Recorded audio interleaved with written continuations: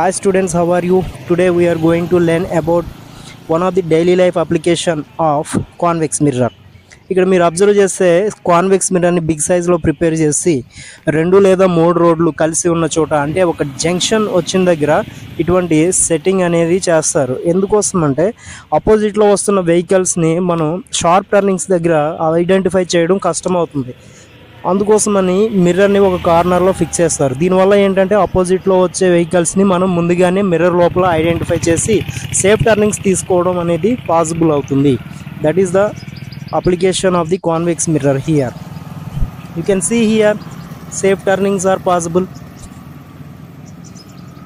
Okay, తప్పకుండా వీడియోని like చేయండి, షేర్ చేయండి, మన ఛానల్కి సబ్స్క్రైబ్ చేయండి.